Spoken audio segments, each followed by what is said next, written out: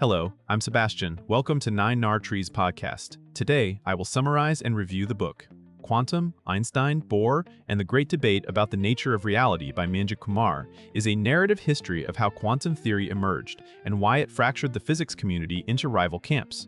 Rather than treating quantum mechanics as a set of equations, Kumar follows the people, personalities, and pivotal meetings that turned early hints about atoms and radiation into a revolution. The book centers on Albert Einstein and Niels Bohr, whose long-running disagreement over what quantum theory means became the most famous scientific debate of the 20th century. Along the way, readers meet key figures such as Max Planck, Werner Heisenberg, Erwin Schrödinger, Paul Dirac, and others whose breakthroughs forced physicists to rethink causality, measurement, and the role of the observer. Kumar combines scientific explanation with cultural context, showing how world events and intellectual networks shaped the questions physicists asked and the answers they accepted. The result is an accessible account of ideas that still challenge everyday notions of reality. I will give you key takeaways from this book.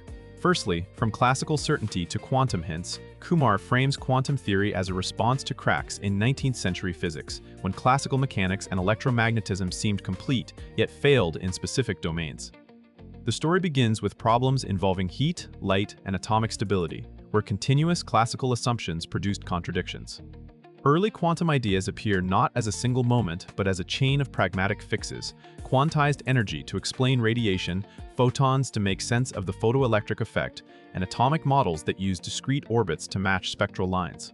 Kumar emphasizes how reluctant many physicists were to abandon continuity and determinism, and how the initial quantum steps were often seen as mathematical tricks rather than descriptions of nature. This context matters because it explains why later claims about probability and measurement felt so radical. The topic also highlights Einstein's complicated role. He contributed decisively to quantum thinking while remaining skeptical of its philosophical implications. By grounding the revolution in concrete experimental puzzles, the book helps readers see quantum mechanics as a historically motivated framework, not a mysterious leap. The buildup clarifies how theoretical daring and experimental pressure interacted, setting the stage for the deeper disputes that followed once quantization became unavoidable.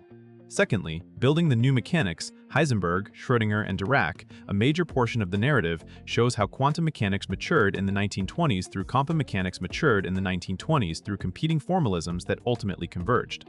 Kumar describes the emergence of matrix mechanics and wave mechanics, presenting them as different routes to the same empirical success. The headline figures embody contrasting styles: Heisenberg's abstract, calculation-driven approach versus Schrödinger's continuous waves and intuitive pictures. The book explains why these methods were initially seen as rivals, and how their equivalents reshaped what counted as an explanation in physics. Dirac appears as a synthesizer, providing a powerful language that unified key ideas and influenced later generations. Importantly, Kumar ties mathematical developments to interpretive tensions. Tools like the uncertainty principle and the probabilistic wave function were not mere technicalities. They implied limits on prediction and raised questions about what is real versus what is measurable. This topic illustrates how a new theory can be simultaneously precise and conceptually unsettling. By following the scientists' correspondence, rivalries, and collaborations, Kumar shows that quantum mechanics was not a tidy progression, but a creative scramble in which new symbols demanded new philosophy. Thirdly, Bohr's complementarity and the Copenhagen viewpoint. Kumar treats Bohr's complementarity as the interpretive backbone that helped many physicists live with quantum strangeness. Complementarity holds that certain experimental setups reveal mutually exclusive aspects of quantum systems, such as wave-like interference or particle-like impacts, and that both descriptions are necessary even though they cannot be applied simultaneously.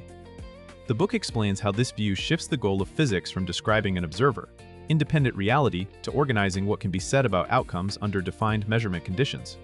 Kumar also explores the broader Copenhagen attitude associated with Bohr and his circle, a pragmatic acceptance of probability, an emphasis on the measurement context, and a cautious stance toward unobservable mechanisms. This topic matters because it clarifies why the debate with Einstein was not simply about specific experiments, but about the purpose of scientific theories. Bohr's position is presented as subtle and sometimes difficult to parse, yet historically influential because it provided working physicists with a stable way to calculate and predict. Kumar highlights how complementarity became a cultural anchor for quantum thinking, shaping textbooks, research habits, and the common claim that quantum mechanics is complete as it stands while is. Fourthly, Einstein's objections, completeness, locality, and realism, Einstein's resistance is portrayed not as stubbornness, but as a principled demand that physical theories describe an objective world with clear causal structure. Kumar explains that Einstein objected to the idea that chance is fundamental and that measurement plays a constitutive role in defining properties. His critiques focus on whether the quantum description is complete and whether it preserves locality, the intuition that influences do not travel instantaneously across space. The book traces Einstein's evolving strategies, from thought experiments challenging uncertainty to more elaborate arguments about separated systems, all aimed at showing that quantum mechanics might be statistically correct yet conceptually unfinished. Kumar presents Einstein as someone who helped create the quantum revolution but could not accept its standard interpretation. This tension makes the debate compelling. Both sides respected the empirical success of the theory, but they disagreed on what that success meant. By situating Einstein's objections within his broader scientific worldview and his work on relativity, Kumar shows why he found certain quantum conclusions unacceptable. The topic underscores a lasting legacy. Modern discussions of hidden variables, realism, and non-local correlations still echo questions that Einstein pressed with unusual clarity and persistence. Lastly, the Solvay conferences and the lasting impact on modern physics. Kumar uses the Solvay conferences as dramatic focal points where the leading minds tested arguments face-to-face, turning abstract philosophical issues into concrete challenges. These meetings capture the social reality of science. Ideas advance through debate, persuasion, and the authority of respected figures as much as through equations. The Einstein-Bohr exchanges at Solvay become emblematic of a broader shift in how physics defines explanation and accepts uncertainty. Kumar also connects the historical debate to later developments that kept the questions alive, including formal results and experimental directions that examine entanglement and the nature of measurement. Even without turning the book into a technical treatise, the narrative makes clear that the disagreement was not settled by rhetoric alone. It shaped research programs and influenced what problems were considered meaningful. This topic highlights how quantum mechanics became both a practical engine for new technologies and an ongoing source of conceptual unease. The reader comes away understanding why the Einstein-Bohr debate remains a reference point for physicists and philosophers alike. It is less about who won and more about how their clash defined the boundaries of interpretation for a theory that continues to work astonishingly well. In conclusion, this book suits curious general readers, students beginning physics or philosophy of science, and anyone who enjoys intellectual history driven by strong personalities. You do not need advanced mathematics to follow the narrative, because Kumar emphasizes motivations, experiments, and the human struggle to interpret results that defy common sense. The benefit to a reader's life is twofold. It deepens scientific literacy about one of the most important ideas of the modern era, and it sharpens critical thinking about evidence, explanation, and uncertainty.